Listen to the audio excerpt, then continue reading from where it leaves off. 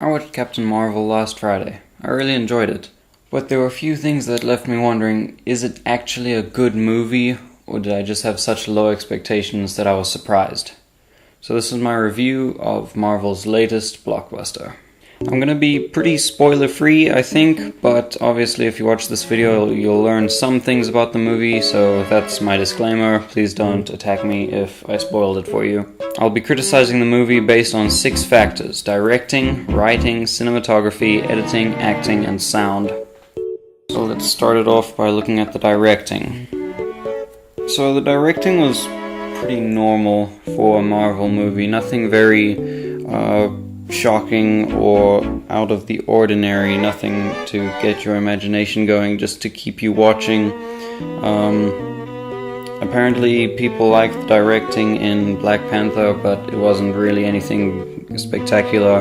I think the works of the Russo brothers, especially in Captain America Civil War, and James Gunn in Guardians of the Galaxy, they were some of the best. And then obviously Thor Ragnarok was very different and very well done for being different.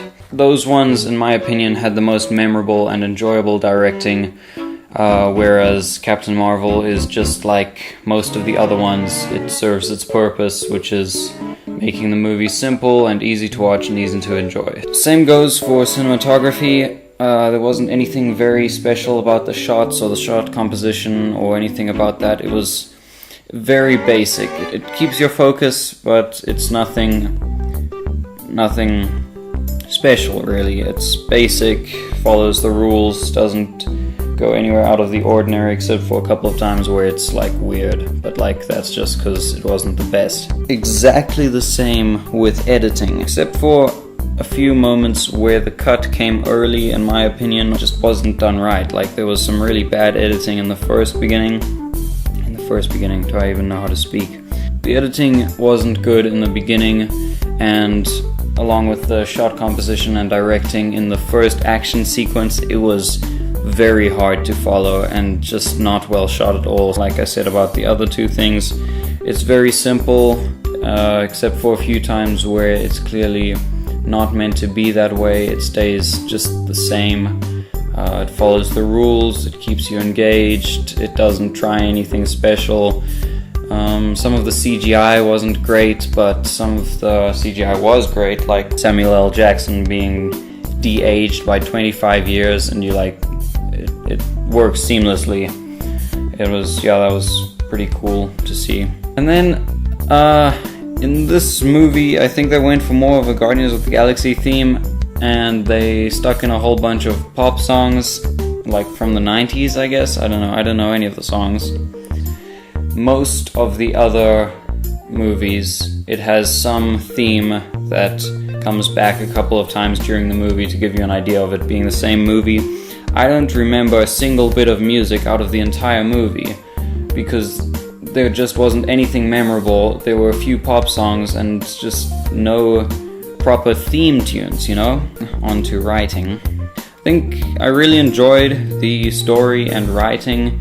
The dialogue was also good, and the dynamic between the characters, especially like Captain Marvel and Nick Fury, they had a nice dynamic and they worked well together in dialogue scenes. The characters were well written and pretty believable, and they stuck to their character well, so I guess that's also for acting. The acting was pretty good for the most part. The biggest problem with the whole movie, in my opinion, is Captain Marvel. And the problem is that she is not a character at all. She hardly has anything that distinguishes her from a wall. She has basically no character, and she gets about as far as to make you realize that she doesn't do well with authority, which I suppose is good for her, considering she's supposed to be one of the most powerful beings in the MCU. But I think the problem, and I noticed this when the trailers first came out, was that Carol Danvers, aka Captain Marvel, is supposed to be way too many things. Supposed to be confident and rebellious and cool and funny and enjoyable, powerful, empathetic, mysterious, and a hero worthy of respect. I'm not saying it's impossible, for one character to be all those things. I'm just saying it's probably too much for one movie. The thing with all the other characters is you learn about them slowly, but even from their first movie you learn mainly one thing about them. I think the problem here, as I've said twice before, is they went for too many things. Instead of choosing one thing, they tried to shove it all on us, and basically we end up with a character who has no character. I haven't seen the movie Room, but in Room, Brie Larson, who plays Captain Marvel, won the Academy Award for Best Actress. So what I expect from this is that she can actually act. If Captain Marvel has no character, it's not because she's being played badly, it's that she was written badly. And finally, on the political side, I think this is where it messed up the most. They really did their best to hype it up as this big, feminist icon type thing, but in the end, it just wasn't. In terms of the political side of the whole thing, where Captain Marvel was supposed to be some big, powerful female character, they really messed that up, because instead of having a powerful female character, we have a weak female character who's given a lot of power. And maybe that sounds confusing, but basically we get a blank wall who can shoot lasers, and it's supposed to be a powerful female character, and maybe that is great for women who want to have a female character, but I just don't understand how that can be what they want. So, in my opinion, a better female character is someone like Black Widow or Scarlet Witch, who we've seen as an actual character with feelings and emotions and depth. And they're not the most powerful, except Scarlet Witch kind of is, but they are characters.